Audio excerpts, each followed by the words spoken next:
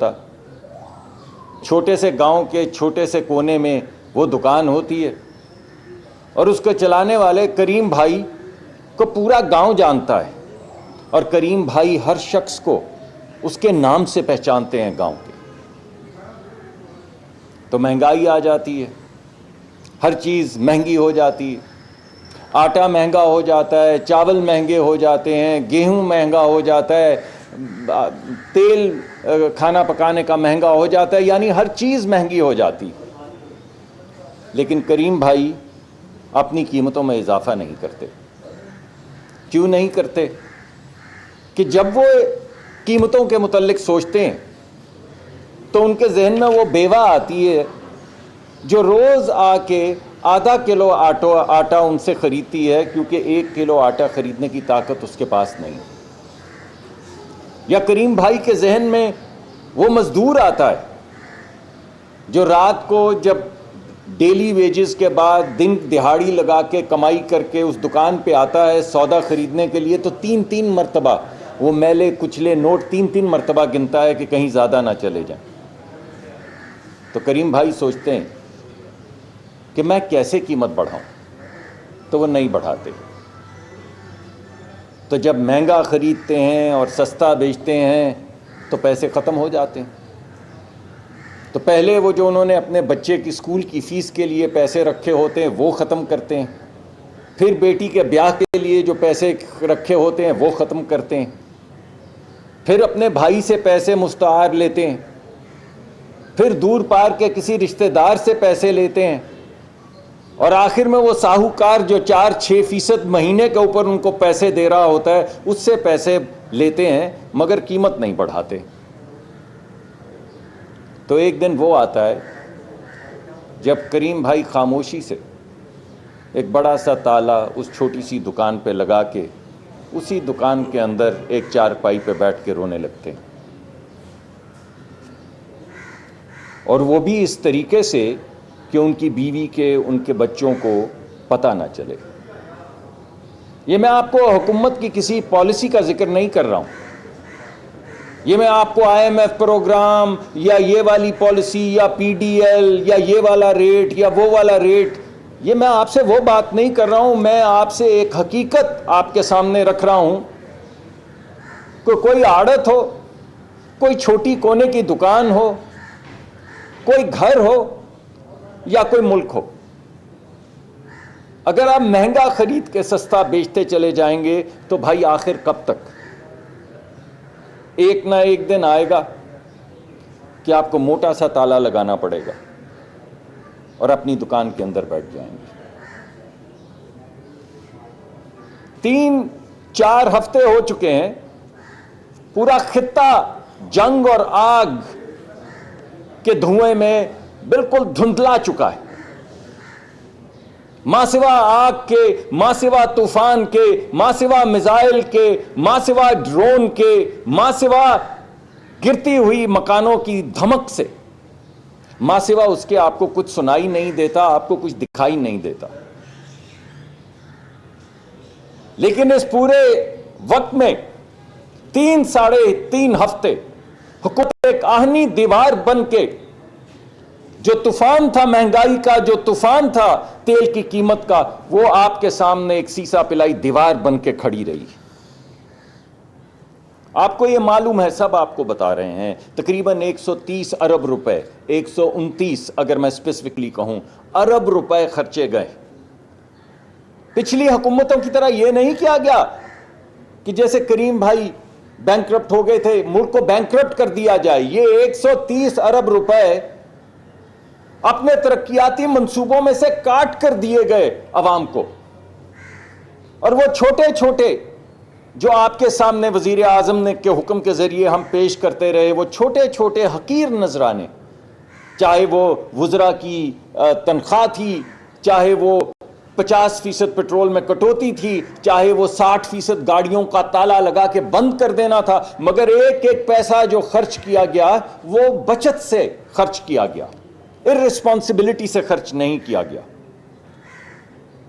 مگر میرے بھائیوں دوستو، آخر کب تک؟ یہ انسسٹینیبل ہو رہا تھا۔ آپ سوچیں جس طرح کریم بھائی کی میں نے اگزامپل دی کہ اس نے اپنے بچوں کے لیے کچھ اسکول کے لیے پیسے جمع کر رکھے تھے, کچھ اپنی بیٹی کی شادی کے لیے پیسے جمع کر رکھے تھے. ہمارے ہاں بھی آپ کی خدمت کرنے کے لیے ہم نے جتنی امپورٹ کرنی ہوتی ہے ہم خزانے میں وہ ذخیرہ رکھتے ہیں, اور اگر وہ ذخیرہ گھٹنا شروع ہو جائے جس کو ہم فورن ریزروز کہتے ہیں, تو وہ کب تک گھٹے گا اور کتنا گھٹے گا کہ اس سے پہلے ہم بریک لگا دیں. تو ہمارے پاس جو چوائس تھی وہ یہ ہے کہ ہم تیل کی قیمت پاس کر دیں یا تیل لا ہی نہ سکے, یعنی جو ڈالر چاہیے تیل لانے کے لیے وہ ڈالر ہی نہ رہیں. تو ہم نے ارسپانسبلٹی نہیں, رسپانسبلٹی کے ساتھ فیصلہ کیا کہ اگر حکومت کے خزانے میں اتنی جگہ نہیں ہے تو اس تیل کی بڑے بھاری دل سے اس تیل کی بڑھتی ہوئی قیمت جو ہے اس کو پاس آن کر دیا جائے. مگر پاس آن غریب پر نہیں کیا جائے, غریب پر نہیں کیا جائے. یہ وزیر اعظم کا فیصلہ ہے. وزیر اعظم نے کہا پرائس بڑھائیں مگر صرف ان لوگوں پر, وہ بھی بھاری دل سے, جو صاحب حیثیت ہے. تو اس ملک میں غریب کو بچائیں. تو اس ملک میں غریب کون ہے بھائی؟ آپ صبح نکلتے ہیں تو کوئی امیر زادہ تو آپ کو بس میں سفر کرتا نہیں ملتا. تو بسوں کے کرائے جو ہیں وہ وفاقی حکومت میں بھی, پنجاب میں بھی اور دیگر صوبے بھی اس پہ کام کر رہے ہیں, وہ مفت کر دی گئی. اور غریب کون ہے؟ اور غریب ہمارا کسان ہے, وہ دہقان ہے جو گرمی میں, شدت میں آ رہی ہے گرمی, ابھی آپ کو نظر آ جائیں گے پسینے سے شرابور اپنے کسان جو سارا دن کھیتوں میں کام کرتے ہیں تاکہ آپ کی ٹیبل پہ اناج آ سکے شام کو. تو یہ فیصلہ کیا گیا کہ 1500 روپے پر ایکڑ غریب کسان کو دیے جائیں جس کے پاس 25 ایکڑ تک کی زمین ہے, امیر اپنا بوجھ خود اٹھائیں. تو غریب کو بچایا گیا. اور غریب کون؟ اور غریب ہے جو موٹر سائیکل چلاتا ہے, مڈل کلاس, ہمارے بچے ہیں, ہمارے نوجوان ہیں جنہوں نے کالج جانا ہے, اسکول جانا ہے, کام کرنا ہے, ڈلیوری کرنی ہے. تو ان کو بچانے کے لیے یہ فیصلہ کیا گیا کہ 100 روپے 1 لیٹر کے پیچھے ان کو تحفظ دیا جائے. اور ہم نے باقاعدہ کیلکولیٹ کیا کہ اگر روز کا 1 لیٹر موٹر سائیکل میں ڈلتا ہو تو 20 لیٹر 22 لیٹر بنتے ہیں. تو وہ 20 لیٹر جو بنتے ہیں ان کے اوپر 100 روپے تک کی سبسڈی دے دی گئی, یعنی جو بھی مارکیٹ میں قیمت ہوگی وہ 100 روپے کم دیں گے. اور غریب کون؟ اور غریب وہ ہے جو بس پہ ٹریول کرتا ہے. آپ جائیں لاری اڈے جائیں, میں اس وقت لاہور میں ہوں, لاہور کا لاری اڈا ہے, دیکھ کر بتائیں وہاں پہ کوئی کرولا, کوئی سیوک, کوئی بڑی گاڑی, کوئی مرسیڈیز کھڑی ہو. اور غریب لوگ ہیں یار. غریب وہ ہے جو لاری اڈے پہ بس لیتا ہے اور بس لے کے جاتا ہے یہاں سے ڈیرہ غازی خان تک, وہ ہے غریب. تو اس کے لیے 100 روپے ڈیزل, یعنی وہ تمام بسیں جو شہروں کے درمیان چلتی ہیں ان کو 100 روپے پر لیٹر کی سبسڈی دی جا رہی ہے, اور بسوں کو 1 لاکھ روپے کی سبسڈی دی جا رہی ہے ماہانہ. مگر اس ہدایت کے ساتھ, اور سخت ہدایت کے ساتھ, کہ آپ اگر 1 لاکھ روپے خزانے سے لیں گے تو اب آپ قیمتیں نہیں بڑھائیں گے. اسی طرح آپ جو روز کھانا کھاتے ہیں یہ کیا ہے؟ یہ کھانا کہاں سے چلتا ہے؟ آپ کا فروٹ کوئٹہ سے چلتا ہے, خضدار سے چلتا ہے, پشاور سے چلتا ہے, اور آپ کے گھر کی دہلیز تک پہنچتا ہے تو ٹرکوں پہ آتا ہے. یا گندم چلتی ہے اور پورے ملک میں پھیلتی ہے تو ٹرکوں پہ جاتی ہے. یا چاول ہے وہ اگر آپ نے کھانے ہیں تو وہ ٹرک پہ لادا جاتا ہے, پھر گودام میں لے کر جاتے ہیں, پھر وہاں سے وہ پہنچتا ہے دکان تک. تو یہ تمام چیزیں جن سے کھانے پینے کی اشیاء کی قیمت بڑھتی ہے ان کے اوپر بڑے ٹرک پہ 80,000 روپے ماہانہ تک کی سبسڈی, ہر لیٹر کے پیچھے 100 روپے ڈیزل پہ, اور چھوٹے ٹرکوں پہ 70,000 روپے کی سبسڈی اور 100 روپے پر لیٹر کی. تو ٹرکوں کے ذریعے جو کھانے پینے کا سامان جاتا ہے اسے بھی بچا لیا. غریب بچہ جو روزگار کی شکل میں موٹر سائیکل پہ نکلتا ہے اسے بھی بچا لیا. وہ غریب مزدور جو بس لے کر جاتا ہے دن کی دہاڑی لگانے اسے بھی بچا لیا. وہ تمام لوگ جو شہر شہر اپنے ماں باپ کو ملنے اپنی نوکری کے سلسلے میں ٹریول کرتے ہیں بسوں کے اوپر ان کو بھی بچا لیا. تو صرف وہ لوگ جو صاحب حیثیت جو موٹر گاڑیاں 1-1 کروڑ روپے کی چلا رہے ہیں ان لوگوں پہ کچھ اضافی بوجھ پڑا ہے, باقی سب کو بچا لیا.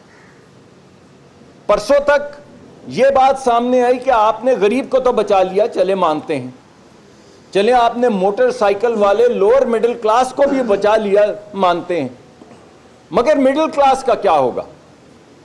تو کل وزیر اعظم نے یہ فیصلہ کیا, جیسے پہلے وہ 3-4 ہفتے ایک دیوار بن کر یہ جو پرائس انکریز آ رہی تھی اور ایک عام آدمی کے درمیان کھڑے تھے, اسی طرح انہوں نے دوبارہ فیصلہ کیا کہ لیوی کے 80 روپے کاٹ دیے جائیں پٹرول کی قیمت سے. تو کل رات سے پٹرول کی قیمت 378 روپے ہو گئی اور موٹر سائیکل کے لیے 278 روپے ہو گئی. یعنی مڈل کلاس کے لیے 378 روپے ہو گئی اور غریب آدمی اور لوور مڈل کلاس کے لیے 278 روپے ہو گئی, کیونکہ اس کو 100 روپے کی اب 378 پہ سبسڈی ملے گی. یہ تو جو آپ کی اناؤنس ہوئی تھی پرائس اس سے بھی کم ہے بھائی. تو کوشش یہ کی گئی کہ سب کو بچا لیا جائے. آج بھی وزیر اعظم کے دل میں ایک ہی نقشہ ہے اور وہ ہے عزت کی زندگی, ڈگنیفائڈ لائف. وہ ہم سب کو کہتے ہیں, یا آپ کو انفارمیشن کے وزیر ساتھ کھڑے ہیں, ان سے پوچھ لیجئے, آپ ان سے کچھ پوچھ لیں, لوگ آتے ہیں ان کے پاس جی ڈی پی اور یہ ہو گیا اور فارن ایکسچینج اور ایکسٹرنل سیکٹر, وہ آخر میں ایک ہی سوال پوچھتے ہیں کہ مجھے یہ بتاؤ کہ ایک کسان جس کا کچا پکا گھر ہے وہ عزت آبرو سے زندگی گزار سکتا ہے یا نہیں؟ ایک مزدور جو ادھر سٹیل مل بادامی باغ میں کام کر رہا ہے, دوموریا پل کے ساتھ رہتا ہے گڑی شاہو میں, وہ اپنے ماں باپ کو ہسپتال لے جا سکتا ہے یا نہیں؟ وہ اپنے بچوں کو سکول میں بھیج سکتا ہے یا نہیں؟ اور اگر تمہاری یہ تمام جارگن کے پیچھے وہ عزت کی زندگی گزار سکتے ہیں تو میں تمہارے ساتھ ہوں. بس یہی ہے, یہی کوشش جاری ہے. اسی کوشش کو آگے بڑھانے کے لیے بین الاقوامی سطح پہ آج بھی, اگرچہ آپ کو معلوم ہے کہ جنگوں میں سخت باتیں ہوتی ہیں, لیکن ہماری کوشش یہی ہے اپنے بچوں کے لیے, خطے کے بچوں کے لیے, عالمی امن کے لیے, کہ ہم اپنی کوشش جاری رکھیں. تو جاری ہے. یہ کل میں 1-2 لوگوں نے پوچھا کہ وہ کیا ہوا جو ڈپلومیسی چل رہی تھی, جاری ہے, روز جاری ہے. ہماری پوری کوشش ہے اور جب تک جنگ کے یہ بادل چھٹ نہیں جائیں گے ہم ڈٹے رہیں گے اور انشاءاللہ یہ جو انٹرنیشنل ڈپلومیسی ہے یہ کرتے چلے جائیں گے. ہم کنزرویشن بھی کریں گے. یہ پٹرول آپ دن میں 3 دفعہ گاڑی بھیجتے ہیں, 3 دفعہ پٹرول جلاتے ہیں. خدارا رک جائیں, خدارا جب آپ اپنا کمرہ چھوڑیں تو بتی بجھا دیں. یہ آپ کا اب قومی فریضہ ہے. اور وزیر اعظم نے یہ نہیں کہا کہ آپ بتی بجھا دیں. کل آپ نے دیکھا, انہوں نے بتایا کہ میں نے بغیر وزراء سے پوچھے یہ کہا ہے کہ کابینہ کی 2 مہینے نہیں 6 مہینے کی تنخواہ, چاہے وہ ایک قطرہ ہو, ایک قطرہ, وہ قطرہ ہم قومی خزانے میں ڈالتے ہیں. تو بھائی وہ قطرہ ہی ہے, قطرے سے بھی کم ہے, مگر ایک لائٹ بجھانے سے تو زیادہ ہے, ایک پھیرا مارکیٹ کا چکر لگانے سے تو زیادہ ہے. تو آپ بھی ایک قطرہ ڈال دیں, یہی قطرہ قطرہ دریا بنے گا. اور اسی دریا کے اندر انشاءاللہ ہم ترقی کا سفر جاری رکھیں گے. اور انشاءاللہ وہ وقت دور نہیں جب ہمیشہ کی طرح یہاں زلزلے آئے تو پاکستانی قوم کھڑی رہی, یہاں سیلاب آئے تو پاکستانی قوم کھڑی رہی, یہاں پہ جنگیں ہوئیں اور پاکستانی قوم کھڑی رہی. تو آج پاکستانی قوم کیوں نہیں کھڑی رہے گی, کیوں سرخرو نہیں ہوگی؟ یہ تو جنگ بھی ہماری نہیں ہے. تو بس یہ ایک دکھی دل کے ساتھ میں آپ کے سامنے حاضر ہوا ہوں. وزیر اعظم روز ہمیں ہدایت کرتے ہیں کہ یہ سب ہم کر رہے ہیں لیکن بوجھ تو پھر بھی غریب آدمی پر پڑ رہا ہے. وہ جو عورت جس نے دوپٹے میں اپنے چند روپے جوڑ کے گرہ باندھی ہوتی ہے, اس گرہ کی حفاظت ہمارا فرض ہے. سو جب تک یہ حکومت رہے گی ہم اپنا فرض ادا کرتے رہیں گے. بہت بہت شکریہ. میں بڑا مشکور ہوں ڈاکٹر مصدق ملک صاحب کا, جنہوں نے بڑی تفصیل سے موجودہ جو تیل کا بحران ہے پوری دنیا میں, جس سے دنیا کے تمام ممالک متاثر ہو رہے ہیں, اس پر روشنی ڈالی. اور دیکھیے, بات احساس کی ہے. بنیادی بات یہ ہے کہ وزیر اعظم نے پہلے دن سے ہمیں تب جگایا تمام متعلقہ وزارتوں کو کہ جب یہ کشیدگی ابھی شروع ہو رہی تھی, اور انہوں نے کہا کہ میں قطعاً یہ برداشت نہیں کروں گا کہ میرے ملک کا کسان, میرے ملک کا محنت کش, میرے ملک کا نوکری پیشہ, میرے ملک کی ایک خاتون جو صبح گھر سے نکلتی ہے اور نوکری پر جاتی ہے, میرے ملک کا وہ نوجوان جو سارا دن اپنے بیمار ماں باپ کی دوائی کا انتظام کرنے کے لیے رزق حلال کماتا ہے, میں یہ نہیں کبھی برداشت کروں گا کہ ان کے لیے ملک میں تیل کی قلت ہو. اور الحمدللہ آپ نے دیکھا کہ پورے خطے میں تیل کی قلت ہوئی. ہمارے مشرقی ہمسائے کو ہی لے لیجئے, لائنیں لگی ہیں پیٹرول پمپوں کے اوپر, پیٹرول دستیاب نہیں ہے. تو یہ ایک حکمت عملی تھی, یہ ایک درد تھا, یہ ایک احساس تھا جس کے تحت جہاں جہاں سے ہو سکا آپ کے لیے ایندھن کا, پیٹرول کا, ڈیزل کا بندوبست کیا گیا. اور ہمارے پورٹس, سوشل میڈیا پہ وہ کلپس چلے کہ عید کے دنوں میں بحری جہازوں کی لائنیں لگی ہیں ہمارے پورٹس کے اوپر, اور انہوں نے کہا کہ جہاں سے بھی بندوبست ہوتا ہے, جہاں 2 جہاز اسٹریٹ آف ہرمز کے ذریعے آئے, ایران کے تھرو آئے, وہاں پہ اسٹریٹ آف ہرمز کے باہر سے ریڈ سی کے اوپر جہاں سے انتظام ہو سکا, وہ چاہے یو اے ای کے اندر فجیرہ ہو, وہ چاہے سعودی عربیہ کے اندر یمبو ہو, وہاں سے بھی تیل کا بندوبست کیا گیا.